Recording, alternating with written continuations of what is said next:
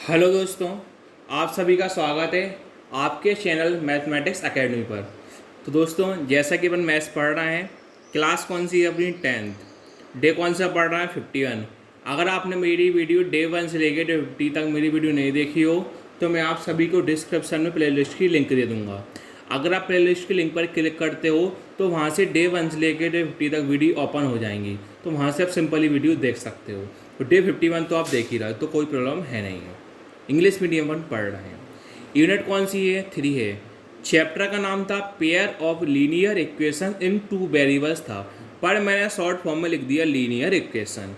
Exercise कौन सी पढ़ रहे हैं अपन? 3.4। क्वेश्चन सेकंड का फिफ्थ वाला आज की वीडियो में अपन पढ़ेंगे। सिंपली देखना दोस्तों, इसकी लैंग्वेज थोड़ी बड़ी है, तो आप सभी जानते हो जब भी मैंने कोई कुछ लास्ट क्वेश्चन भी मैंने कराए हैं आपको, जब भी लैंग्वेज वाले क्वेश्चन होते हैं तो इसमें हमेशा अपन एक्स और वाई मानते हैं। एक्स और वाई मानने के बाद अपन को उसमें दो पेयर ऑफ लीनियर इक्वेशन बनाते हैं। तो दो पेयर ऑफ लीनियर इक्वेशन बनाने के बाद तीन मेथड से सॉल्व करते हैं। कोई भी एक मेथड सॉल्व कर लेंगे, तीन मेथड होती हैं, तो वहाँ से एक्स और वाई की वैल्यू निकल जाती है। जो एक्स और वाई के लिए निकलती है वो अपन ने स्टार्टिंग जो एक्स और वाई माना वहाँ अपन वैल्यू रखते हैं, जिसका थोड़ा सिंपली मतलब इसका एक्सप्लेन था। मैं आपको बेसिक सिखाऊंगा। अब देखिए, इसकी लैंग्वेज लिखी थी, लैंग्वेज पे गहराई से मत जाना, मतलब इसकी लैंग्वेज लिखी थी, लैंग्वेज मतलब ज़्यादा डीप मत जाना, मतलब गहराई से मत जाना। मैं आपको सिंपली इसको बेसिक ट्रिक से सिखाऊंगा, यानी जो लैंग्वेज बनी है वहीं अपन देखेंगे, ज़्यादा अपन इसको अच्छे से नहीं देखेंगे। देख क्या लिखा है क्वेश्चन।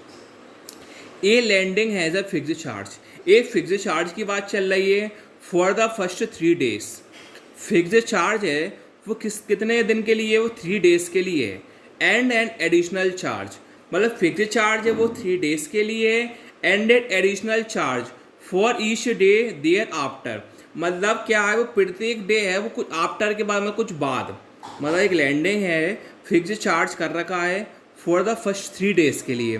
फिर एडिशनल चार्ज उसने कुछ और एडिशनल चार्ज जोड़ लिया ईच डे, मतलब पर डे, देयर आफ्टर कुछ दिन बाद, मतलब बाद के लिए उसने एडिशनल चार्ज जोड़ लिया।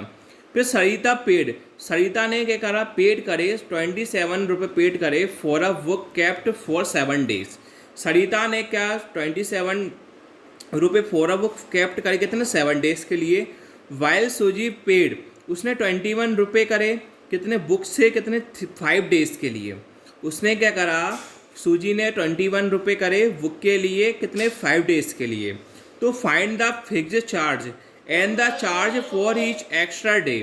तो अपन को क्या निकालना है? उसका फिक्स्ड चार्ज है ना वो निकालना है, और उसका जो उसने charge, the charge for each extra day, जो उसने चार्ज एक्स्ट्रा डे करा है। अपन सबसे पहले क्या मानते हैं? इसमें अपन x मान लेंगे और इसमें y मान लेंगे। अब देखिए सिंपली आपको इसमें आपको 70-80% की लैंग्वेज समझ में आई होगी। मैं आपको सिंपली वे में सिखाऊंगा ना तो आपको कोई प्रॉब्लम नहीं आएगी। अब देखिए सिंपली वे में अपन कैसे करते हैं। तो लेट क्या मान लेंगे अपन? x और y मान लेंगे। किसको मान लेंगे? फिक्स्ड चार्ज को फाइंड करना है।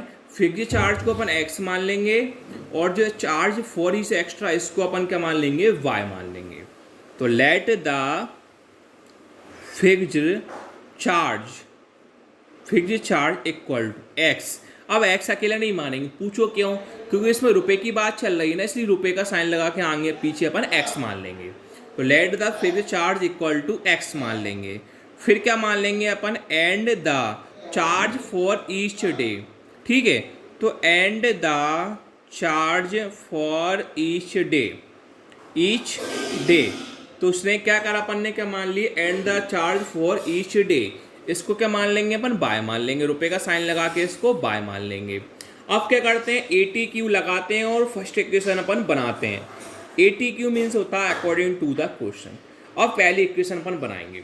सिंपली देखना, जैसे मैं आपको सिखाऊं वैसे ही आप करते रहना। देखिए, a landing as a fixed charge. अब फिक्स्ड चार्ज के बाद क्या गई? For the first 3 days and an additional charge for day thereafter. Sarita paid 27 for a book kept for 7 days.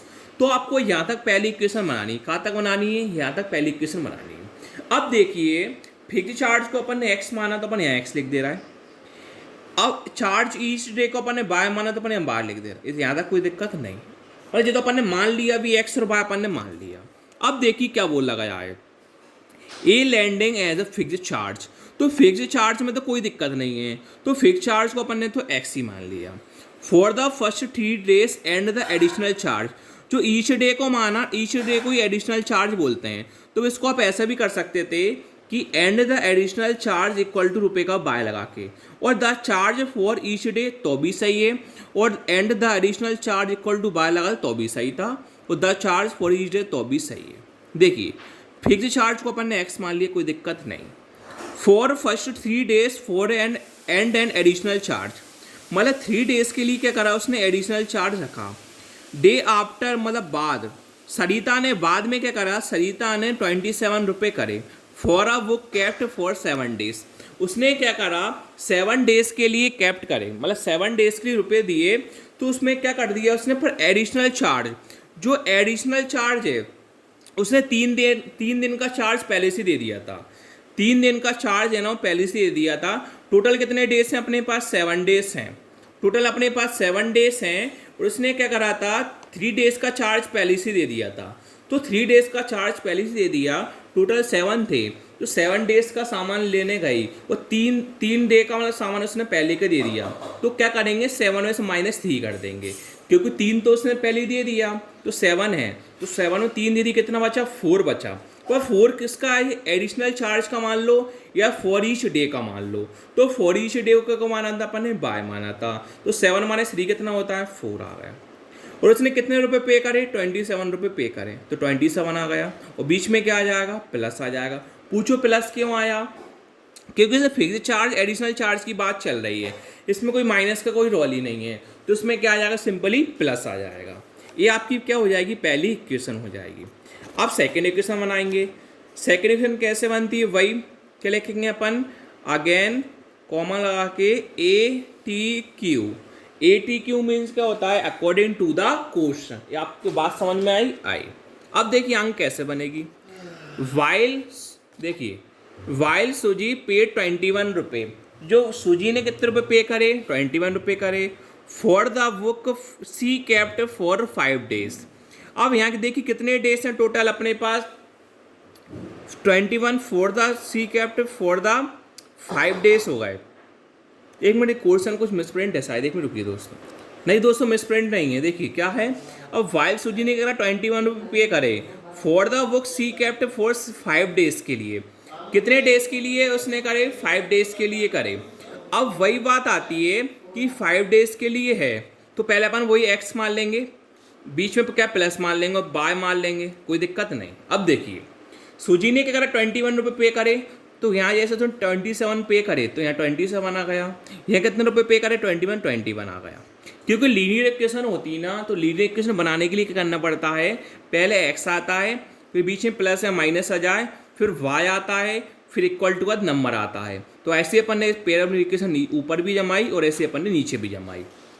अब देखिए क्या क्या हुआ, सूजी के कितने हैं, उसने रुपए के पे करे बुक के लिए 5 डेज के लिए, पर अपने पास डेज कितने थे, टोटल डेज 7 डेज थे, पर इसने 5 डेज के लिए पहले से कर दिए, मतलब 5 डेज के लिए उसने एडिशनल चार्ज पहले से दे दिया। मतलब टोटल 7 डेज हैं, 5 दिन का चार्ज उसने दे दिया, तो 7 - 5 कितना होता है, 2 होता है। 2 किसका मानेंगे, फॉर ईच डे का, किसका मानेंगे, फॉर ईच डे का। लिखा है ना ऐसे, for the book she kept for 5 days, मतलब फॉर द बुक वही आ गया कि चार्ज फॉर ईच डे कितना मान लिया, 2 मान लिया सिंपली। 21 रुपये इक्वल टू से सेकेंड इक्वेशन हो जाएगी। अब आप देखना, आपको इक्वेशन बनानी क्या, सिंपली देखना। पहले क्या आता है, एक्स आता है, फिर हमेशा बाय आता है। पहले एक्स आता है, हमेशा बाय आता है, बीच में प्लस, बीच में प्लस। पहले 27 पे करें 27, बाद में 21 पे करें 21। टोटल डेज कितने हैं, 7 - 3 कितना आ गया, 4 आ गया, और यहाँ 5 हैं, तो 7 - 5 कितना आ गया, यहाँ 2 आ गया। सिंपली अपनी इक्वेशन बन गई, कोई दिक्कत नहीं। अब मैंने आप सभी को सिखाया था, आपकी 2 पैराबोलिक लीनियर इक्वेशन बन जाती है। सबसे मेन काम होता है आपकी 2 पैराबोलिक इक्वेशन बनाना, उसको 2 इक्वेशन से सॉल्व करते हैं from equation first and equation second. तो आपकी फर्स्ट इक्वेशन क्या है, x + 4y = 27। सेकेंड इक्वेशन क्या है आपकी, x + 2y = 27।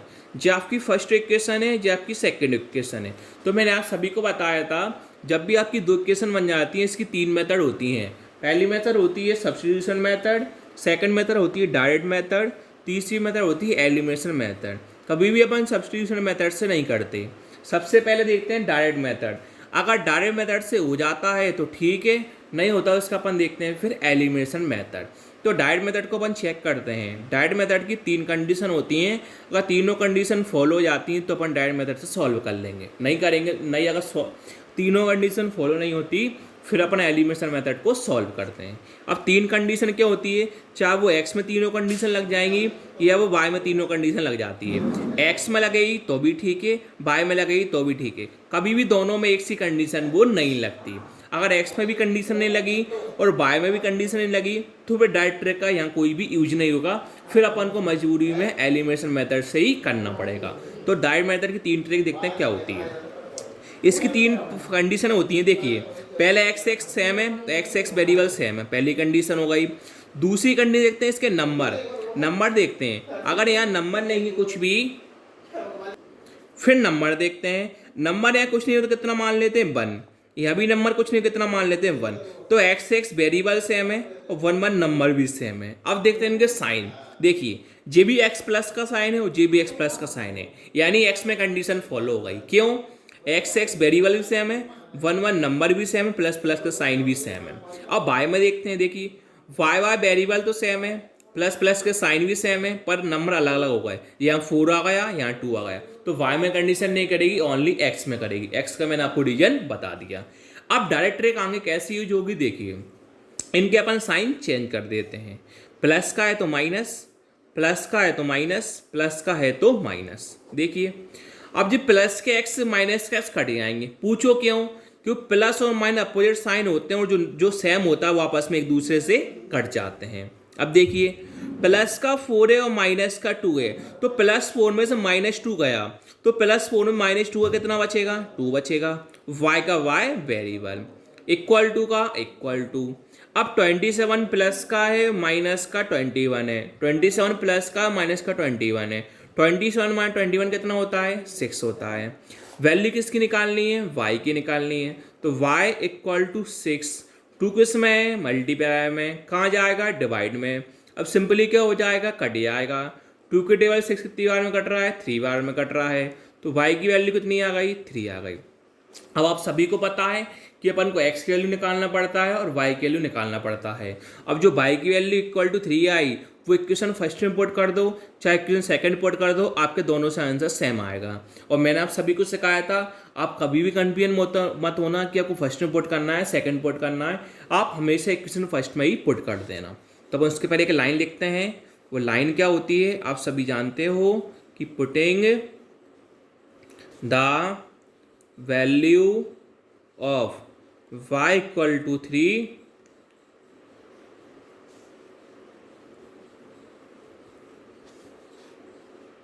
अब देखिए इक्वेशन फर्स्ट वन पुट कर देंगे। आपकी फर्स्ट इक्वेशन क्या है, x plus 4y equal to 27।